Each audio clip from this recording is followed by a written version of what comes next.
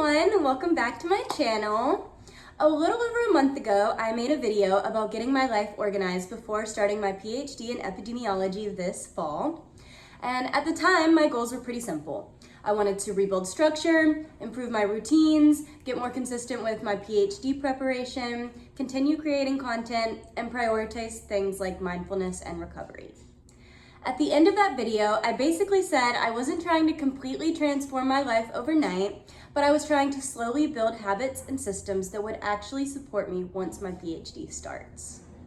I thought it would be fun to do a little check-in and update because, like I said, it's been a little over a month, and we can talk about what's happened since then, what improved, what got worse, and what I'm focusing on next. So I'll start by just talking about my mindset and my research coordinator job. So at the hospital that I work at as a research coordinator, they want you to put in pretty early notice. Like they require a month to be in good standing still and be hireable in the future. So I have already put in my notice at that job, which means that things are lightening up for me there, which is really nice. I'm handing off things, and that has been a significant stressor that has declined, so that's really nice.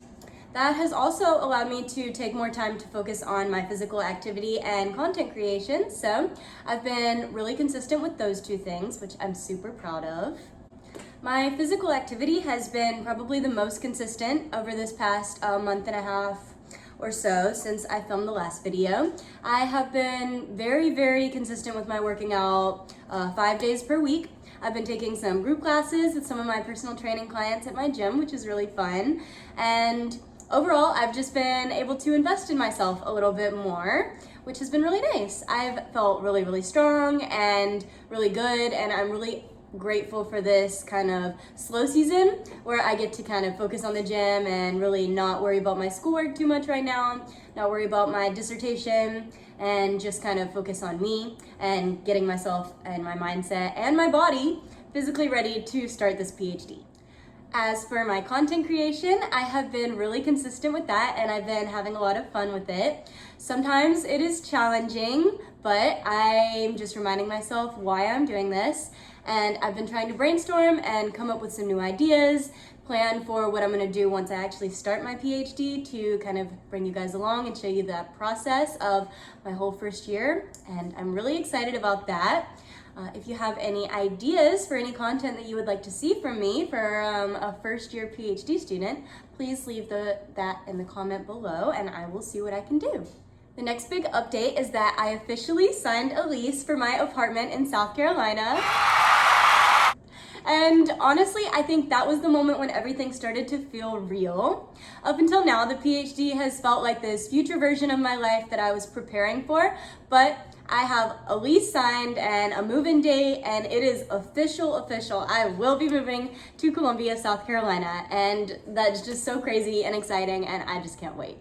I also had my advising meeting and officially picked my classes for my very first semester.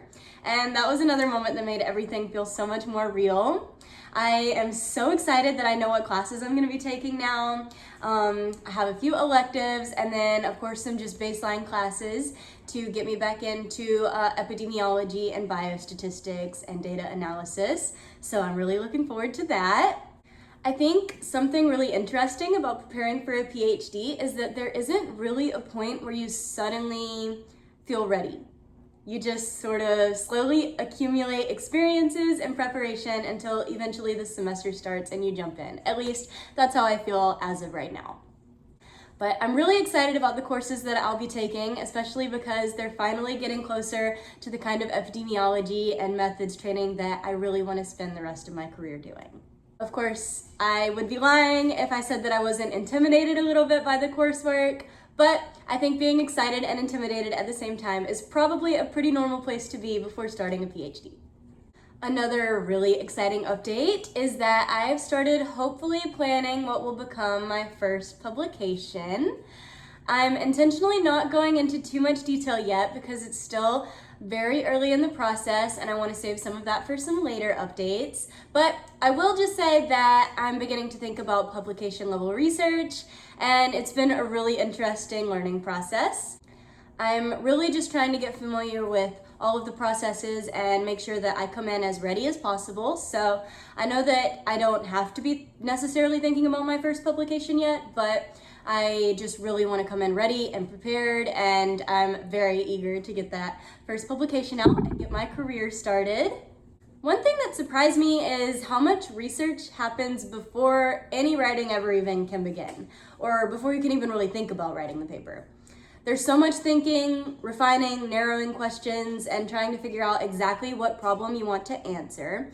And honestly, I think that process is making me think more like a researcher already.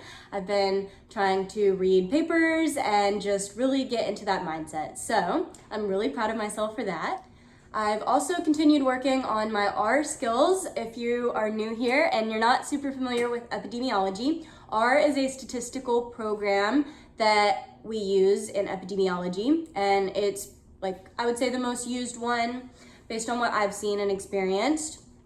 But I've been just building my portfolio and just practicing and refreshing my R skills and my data analysis skills. This is probably one of the areas where I've made the most progress academically over the last month, is just my PhD content preparation.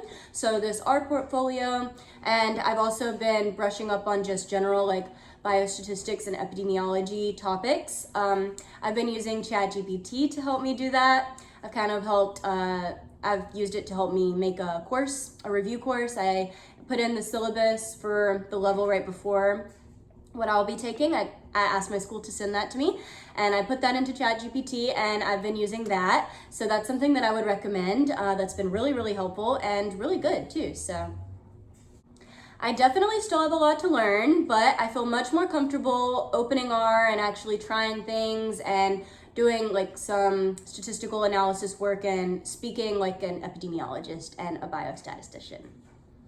My goal right now is not mastery, it's just consistency.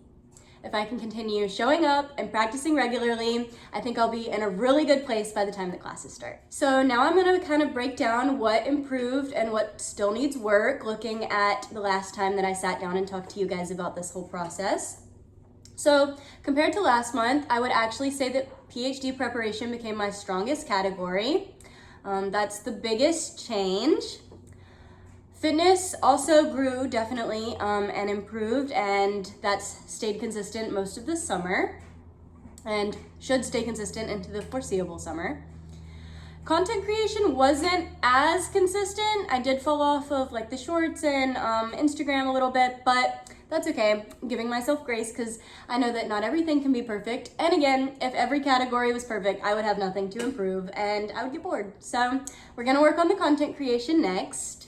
Over this next month and try to get that back to consistent again. Even though I may not have been the most consistent with my content creation, I'm still proud that I continued showing up on YouTube, as I think I've only missed 1 week, so that's good.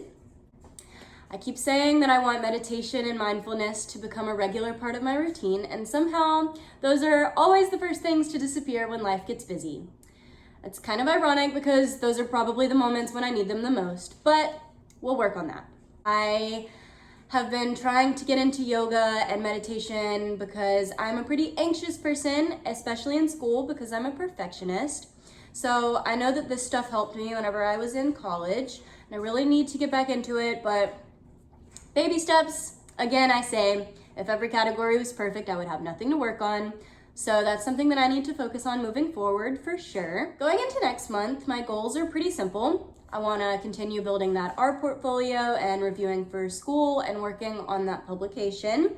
And I want to be more consistent with mindfulness and my content creation, all while maintaining that consistent 3 to 5 days per week of working out. I also really need to pack for my move, but that's not fun and not really something that I want to think about right now.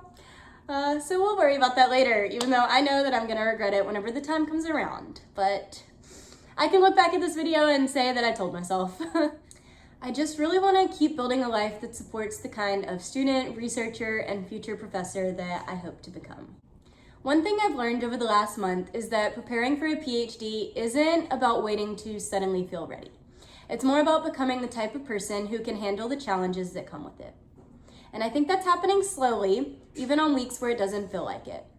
Thank you guys for following along with this journey. Next time I do one of these updates, I'll officially be that much closer to the move and to the start of classes, which is so hard to believe. And as always, if you're preparing for graduate school or going through a big life transition, I would love to hear about it in the comments. I'll see you in the next video.